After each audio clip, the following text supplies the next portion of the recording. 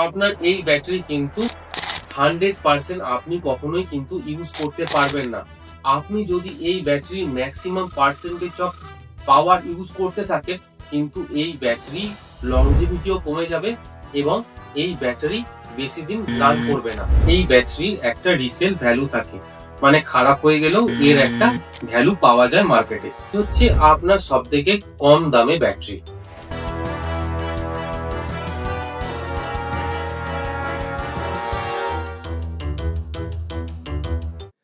নমস্কার বন্ধুরা, আমি রিতেশ ঘোষ, এসআর এন্টারপ্রাইজের ইউটিউব চ্যানেলে আপনাদের সবাইকে স্বাগত জানাই।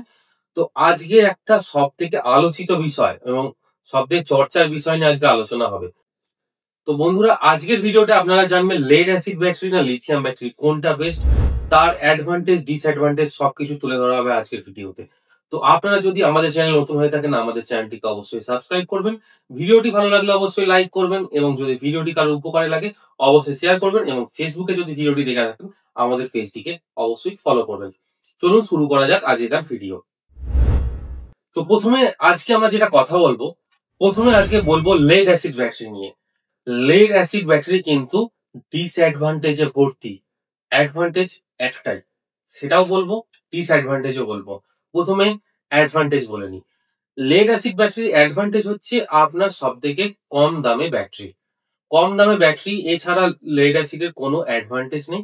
আর দ্বিতীয় অ্যাডভান্টেজ যেটা হচ্ছে সেটা হচ্ছে এই ব্যাটারির একটা রিসেল ভ্যালু থাকে, মানে খারাপ হয়ে গেলেও এর একটা ভ্যালু পাওয়া যায় মার্কেটে।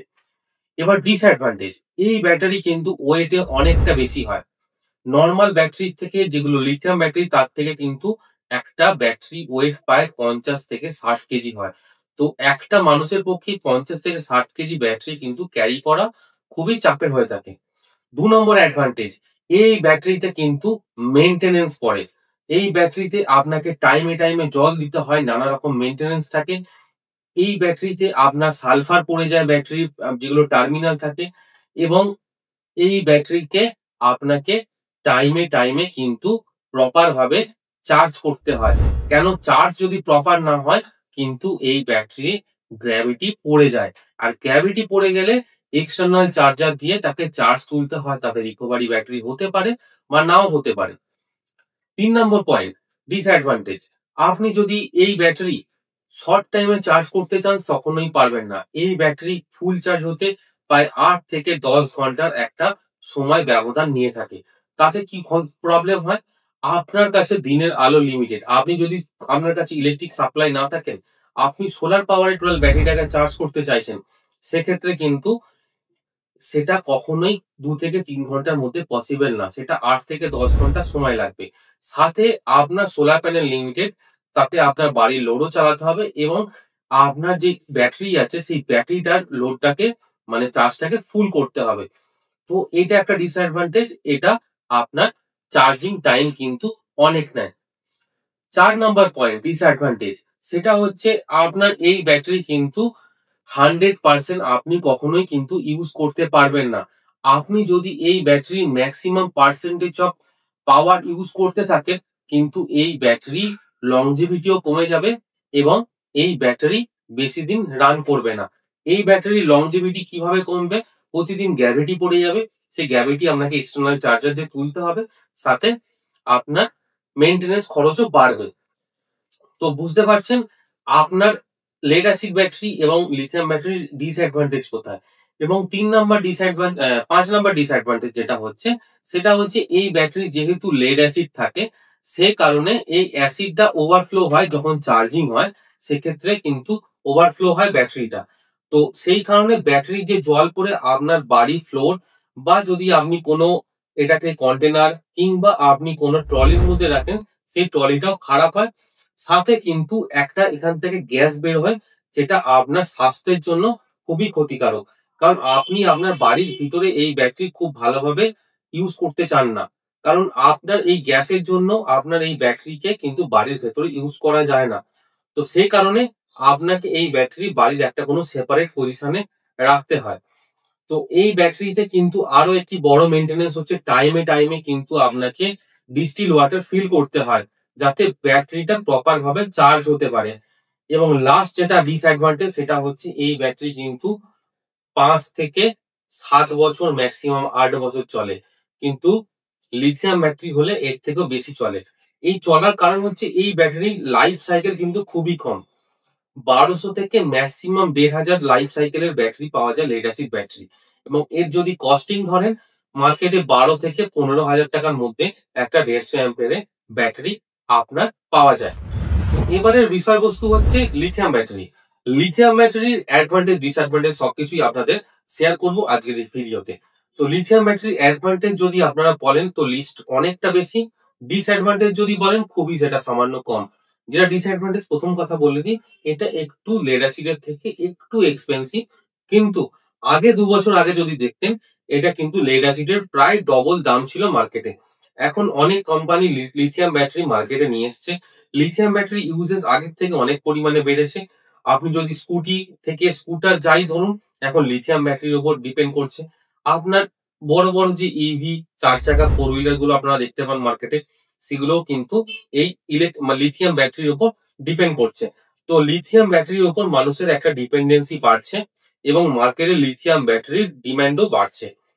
লিথিয়াম ব্যাটারি আপনার অনেক অ্যাডভান্টেজ আছে। যেমন প্রথম অ্যাডভান্টেজ হচ্ছে মেইনটেনেন্স ফ্রি। এই ব্যাটারি কিন্তু আপনার একদমই মেইনটেনেন্স লাগে না, মানে জিরো মেইনটেনেন্স আপনারা বলতে পারেন। এই ব্যাটারিতে না দিতে হয় জল, না দিতে হয় কোনো মেইনটেনেন্স করতে হয় না, শুধু আপনার নর্মাল ব্যাটারিটাকে ডাস্ট করলে পরিষ্কার করে দেবেন, ব্যাটারি আপনার অ্যাজ ইউজুয়াল চলবে। এই ব্যাটারি থেকে কোনো দুর্গন্ধ বের হয় না, কোনো অ্যাসিড বের হয় না। তো এই ব্যাটারি কিন্তু আপনার বাড়ির জন্য অনেকটাই সেফ।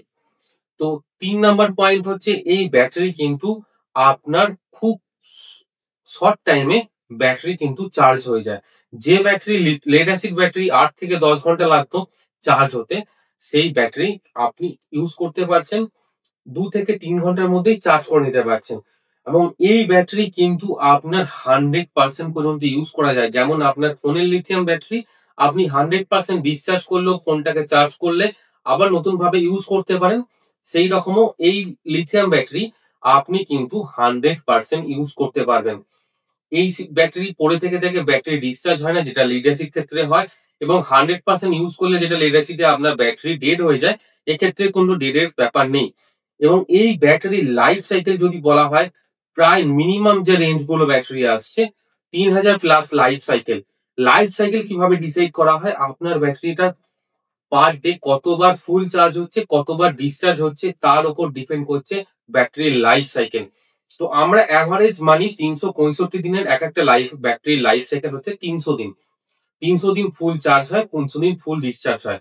যদি সেই হিসাবে ধরেন, আপনার কিন্তু এই হিসাবে চললে 10 বছর লাইফ সাইকেল, মানে 10 বছরের ব্যাটারিতে আপনার কোনো প্রবলেম হবে না। আপনার কিন্তু লিথিয়াম ব্যাটারি 12 থেকে 15 বছর 3000 লাইফ সাইকেলের ব্যাটারি খুব ভালোভাবে চলবে। যদি 6000 লাইফ সাইকেলের ব্যাটারি হয় 20 থেকে 25 বছর আপনাকে চিন্তা করতে হবে না। এবং এই ব্যাটারির মেইনটেনেন্স যদি বলেন, এই ব্যাটারির মেইনটেনেন্স যদি খুব খারাপ হয়, ব্যাটারির বিএমএস খারাপ হতে পারে। বিএমএস খুবই কম দামে মার্কেটে পাওয়া যায় এখন অ্যাভেলেবেল। এবং এই ব্যাটারি ছোট ছোট সেল, যেমন পেন্সিল ব্যাটারি আপনারা দেখেন, সেরকম ছোট ছোট সেল দিয়ে এই ব্যাটারিটাকে পুরো কনফিগার করা হয় আপনার রিকোয়ারমেন্ট হিসাবে। তো ব্যাটারি খারাপ হলে কোনো সেল হয়তো খারাপ হতে পারে, বা কোনো সেল খারাপ হলে সেটাকে রিপ্লেস করে দিলেই আপনার ব্যাটারি কিন্তু ওকে হয়ে যাবে। এই ব্যাটারি কিন্তু প্রচন্ড লাইট ওয়েট হয়। 30 থেকে 40 কেজির মধ্যে লাইট ওয়েট হয়, কারণ আপনার 5টা ব্যাটারির যা ক্যাপাসিটি, 5টা লেড অ্যাসিড 150 অ্যাম্পিয়ারের যা ক্যাপাসিটি, একটা 100 অ্যাম্পিয়ার লিথিয়াম ব্যাটারি ক্যাপাসিটি প্রায় তার সমতুল্য। 5টা যদি লেড অ্যাসিড ব্যাটারির ওয়েট আপনি লক্ষ্য করেন, 5 6 30 প্রায় 300 কেজির কাছাকাছি টোটাল আপনার ওয়েট হবে। এটা 40 থেকে 50 কেজির মধ্যে ওয়েট হবে। এবং এই ব্যাটারি কিন্তু জায়গা নেয় খুবই স্বল্প। আপনার 5টা ব্যাটারি যে জায়গাটা নেবে, যে জায়গাটা নষ্ট করবে, যে জায়গাটা গ্যাস তৈরি করবে, সেই জায়গাতে এই লিথিয়াম ব্যাটারি কিন্তু আপনার অনেকটাই কম স্পেস নেবে এবং বেশি আউটপুট আপনাকে দেবে। তো আপনারা ডিসাইড করুন আপনারা কোন ব্যাটারির মাধ্যমে যাবেন, এবং এর মধ্যেও যদি কোনো টপিক আমাদের মিস হয়ে থাকে আমাদের কমেন্ট সেকশনে জানাবেন। আমরা আপনাদের ইন ফিউচার যে ভিডিওগুলো হবে সেই ভিডিওতে সেই কনক্লুশন আপনাদের করে দেব। তো বুঝতে পারছেন, আমরা সবসময় সোলার সম্বন্ধিত ভিডিও এবং সোলারের নতুন নতুন টপিক নিয়ে আপনাদের সাথে আসি।